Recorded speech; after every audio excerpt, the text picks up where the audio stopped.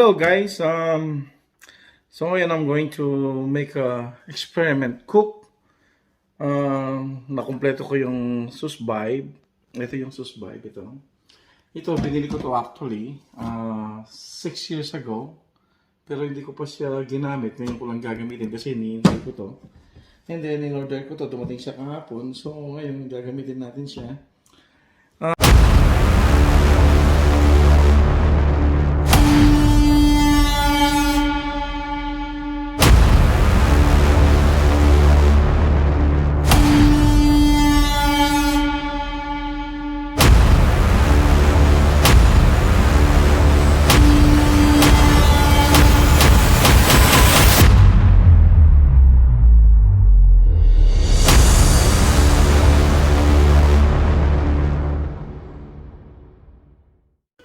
So right now, ito na yung ribeye natin. Ito yung magandang steak, yung ganito, no? It has fats within. Hindi siya yung lean meat. Ang lean meat, hindi siya masarap actually. Much better itong ganito, yung meron siyang mga fats. Kasi fats gives flavor. So ito yung magaganda, yung meron siyang fats na ganito.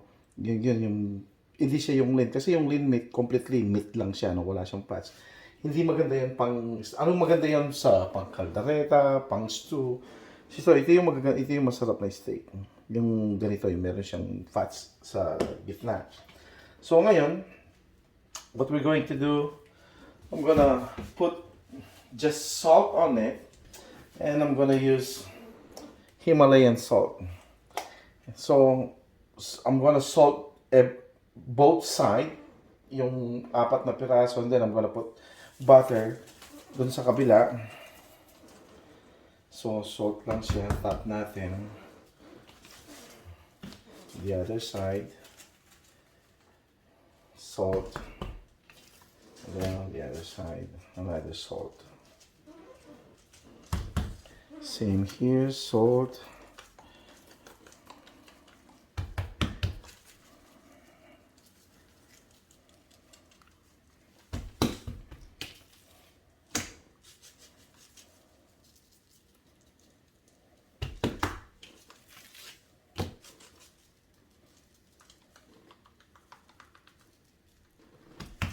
Okay.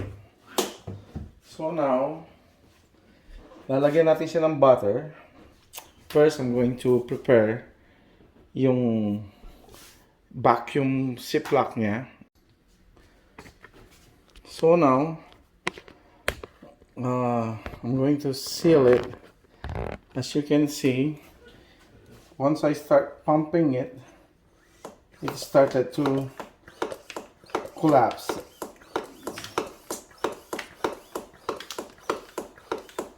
See? So I think this one is way better. It's a lot cheaper. I ordered this at Amazon. Oh, so okay na siya. So, yun. So hindi na siya babalik. I think it's good. See? It's collapsing. Hindi siya bumabalik, hindi siya nag-expand. And I ordered this is called Susber at Amazon. So this one has no butter. So we're going to use the other one, but this time we're going to put butter on it.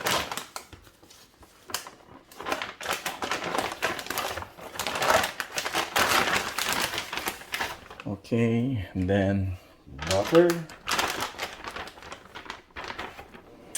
and butter. By the way, this is a salted butter. Salted butter is always better. Basta nagluluto ka, it's better to use salted butter. So this one is salt and butter alone.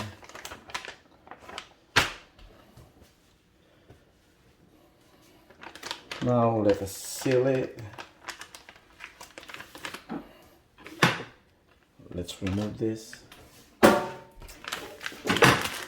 And then let's start doing the suction.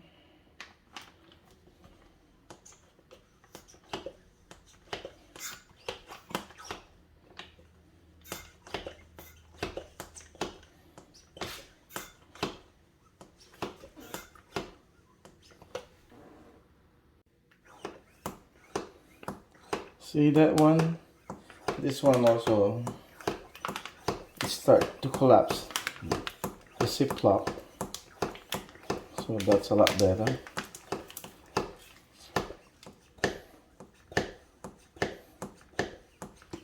Yeah, so it's better na maging collapse siyang ganon. It's better na it will collapse like that so that when you soak it in the sauce barb, it will cook thoroughly. So now that's it. One with salt and butter, one with salt alone. So we will know which one tastes better. So now let's prepare the sauce barb. So okay, now let's put up some water here. Lalagyan na natin siya ng tubig. Probably up to there. 1,000 quarts.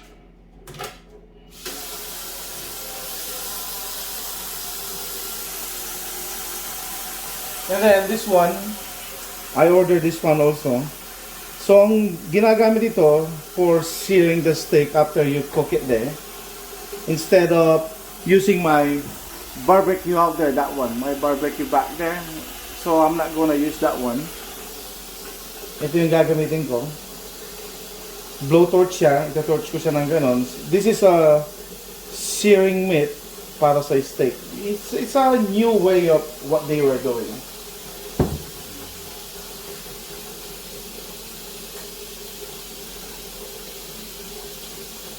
So we are going to prepare this one. This one I just ordered this yesterday. So I think it's good. Let's try it.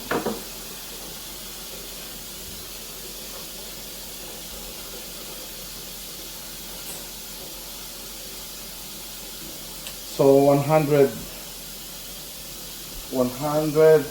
I don't know what that is. So that's probably somewhere like 9 liters or 10 liters. Okay.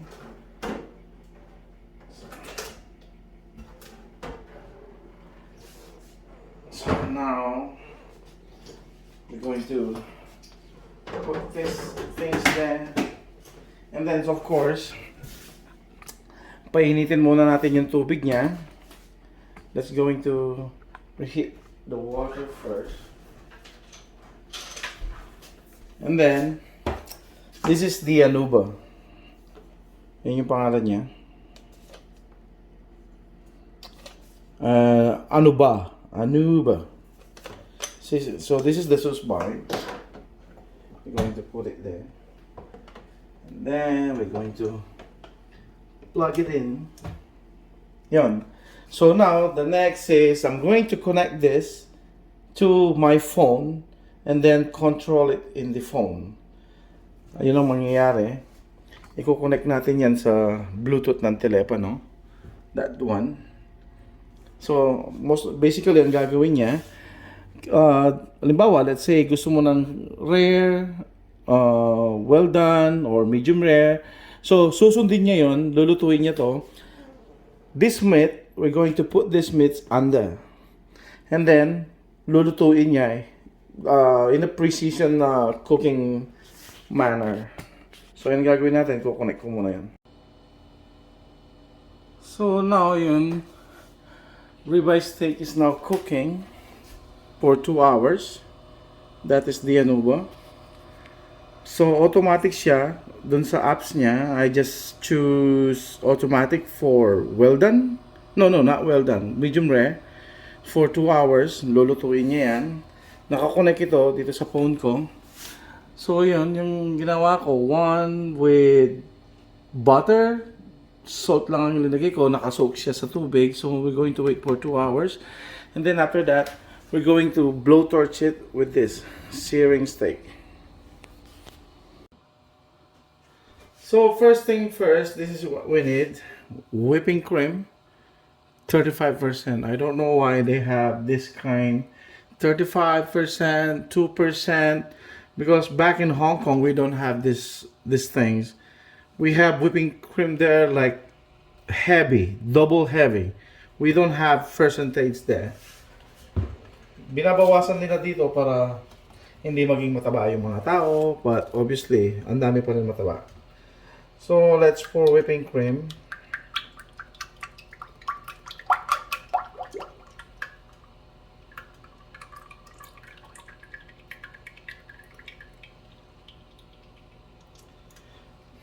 This is my own version. This is my own version of potato scallop. Nauna ko na-try ito doon sa mining. Meron kaming, we have a wonderful chef there. First time ko matikman doon, and then I said, wow, this is amazing. And then, we're gonna put some fresh chopped garlic, minced garlic. And then salt.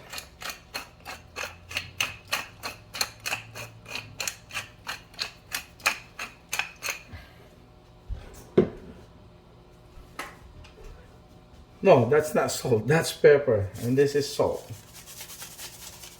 Okay. And then we're gonna put all the potato in there.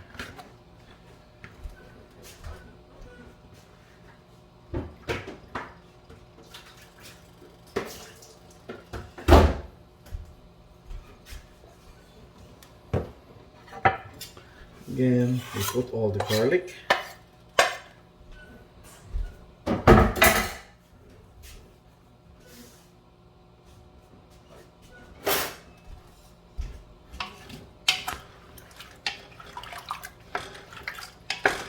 There's one more ingredient here na linalagay.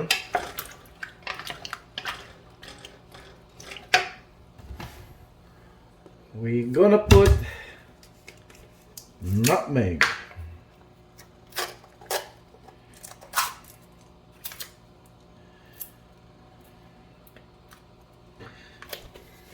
Actually, this ground nutmeg, hindi ito magandang quality. This is such a bad quality. It's better to buy the entire seed and then you grind it. That one has more exploding flavor. Mas mainam yun, yung ground mismo, tapos i-grated mo siya. Meron siyang mas malakas na lasa kumpara dito sa ground na to. Kasi ito, ground siya.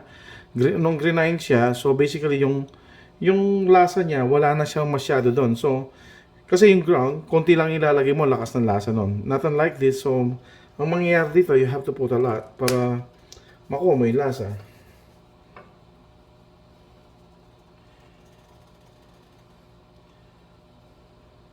Yeah. So we're going to cook this.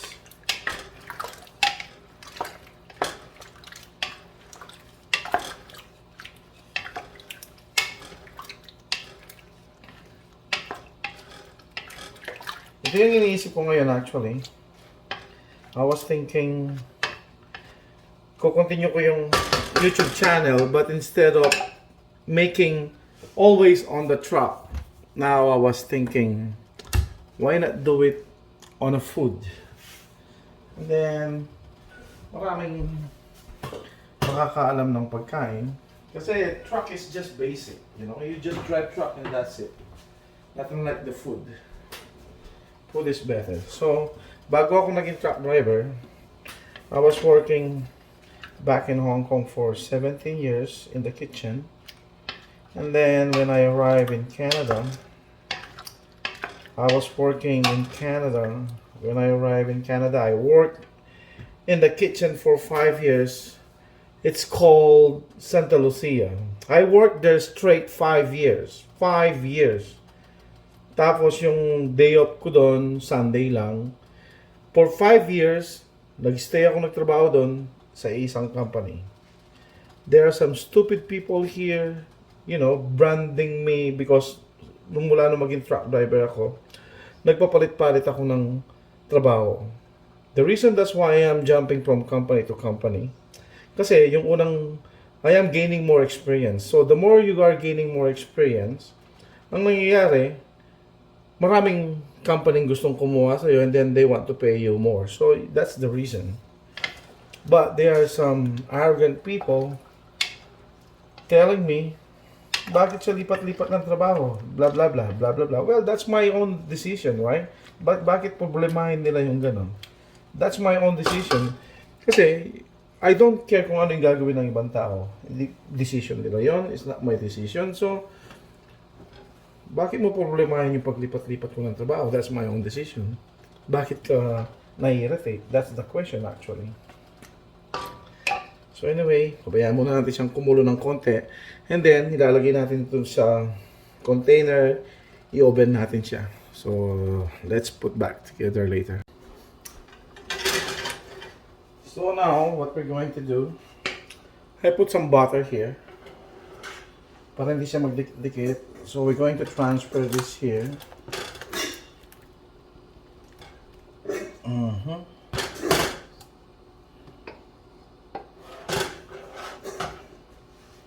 And then we're going to bake it. That's a very strong smell and strong taste of nutmeg and garlic, which is, it's good.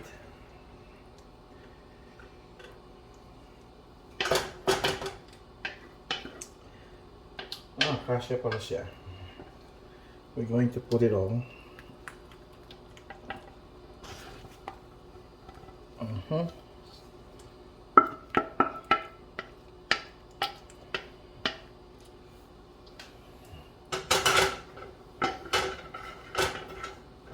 meron pa itong matitirang. There are some leftover. Sama natin yun, sayang. Okay. There you go. So next, what we're gonna do is we're going to put Parmesan cheese. Parmesan cheese. See, this Parmesan cheese it's bad. This is not a good cheese. This is not a very good Parmesan cheese. The best Parmesan cheese is that round big one from Italy. Hindi ito. This is just a worse cheese, but right now we're going to use it first. Okay. So put up some cheese there.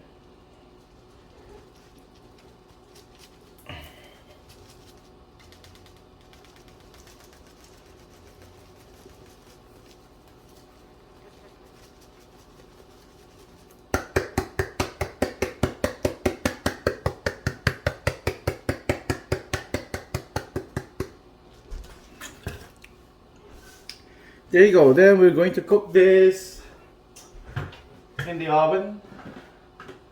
But first, we're going to cover it with aluminum foil. Cover natin siya ng aluminum foil because that potato is not that very cooked yet. So, hindi natin siya pwedeng lutuin ng naka-open dahil masusunog ng mabilis yung sa taas. So, i-bake natin siya ng probably 45 minutes for 180 degrees Celsius, not Fahrenheit.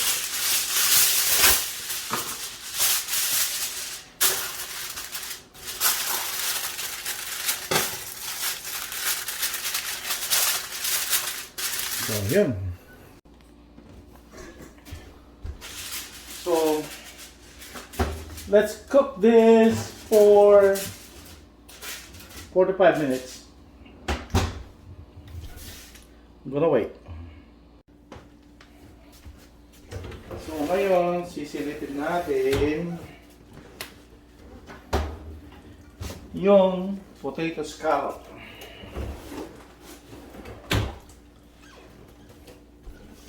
We're going to check it. Kung ano na itsura.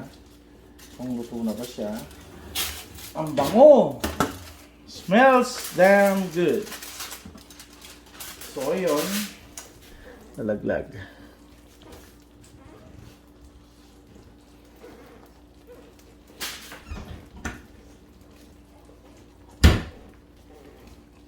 Let's put more Parmesan cheese. Tapos, susunugan na lang natin yung Parmesan cheese.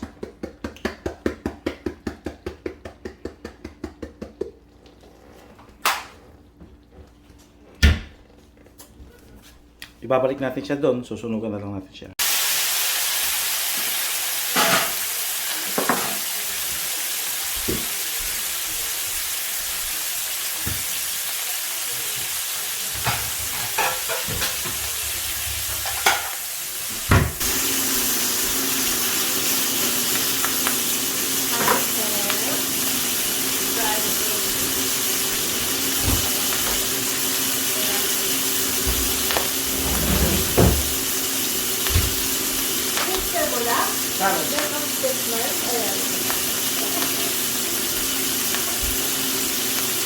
Basta tingin kasi kung kita yung device ng machine, this one is more better.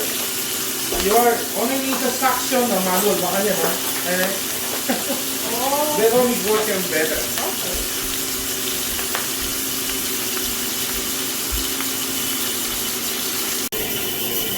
So now let's see. Wow, that's perfect. See, that's still pink. Oh, that looks nice. Hey, that's nice.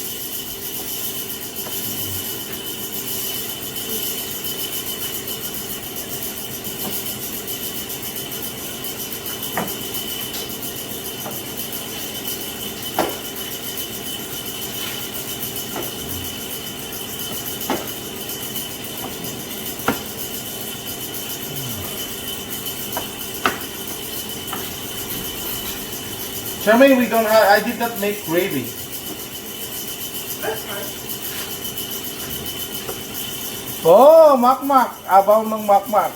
You want steak, makmak?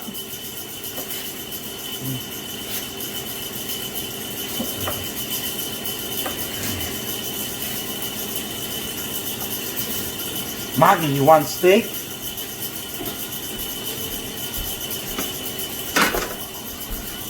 So, okay, now let's try. I want you to try it first. You try this one.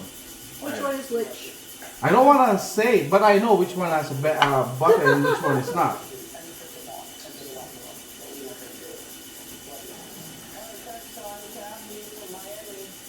So tender looking. It is absolutely tender. It's so nice. Let me get the fats. See? Oh. That fat is this nice. So one is only salt, one is salt and butter.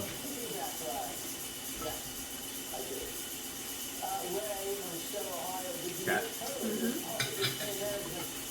And then try this one.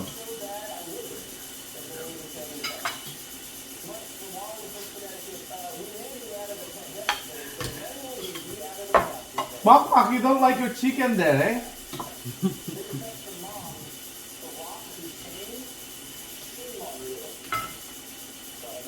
This one has the butter. Hmm? I think this one has the butter. You can taste the butter. Yep. So which one is tastes better? The one with butter or one without? The first one I find tastes better, Yeah. Because I can taste a steak better. and I feel like the cut is actually better too on the first one. So the one without butter is more. Let me try it first. It's more tender, I find, but Yeah. that just might be the cut Yeah. and the cook.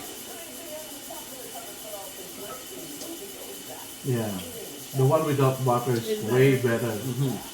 But it has to be a good steak, though. Well, that's a. Cook it without the butter. Because the first one is like melt in your mouth. Yeah. The second one I find a little bit chewier, but I might have just gotten a different slice. Anyway, try the.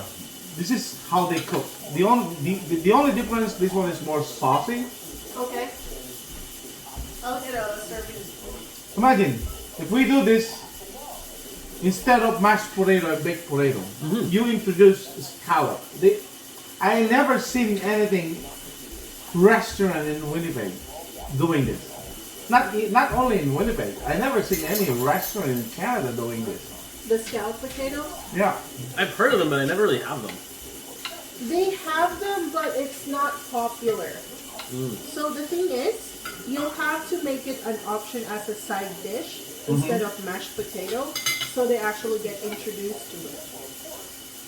So, the one without butter is way better because you can actually taste the actual meat. So the butter kind of ruined the taste of the meat. But most restaurants, even I myself, kept using butter for a very long time. Gordon Ramsay. Because you use Yeah, butter Gordon and Ramsay is always rosemary. using butter. Like, cause I can taste the butter in it. You Yeah. can taste like So there you go, has a bye-bye. decent butter taste.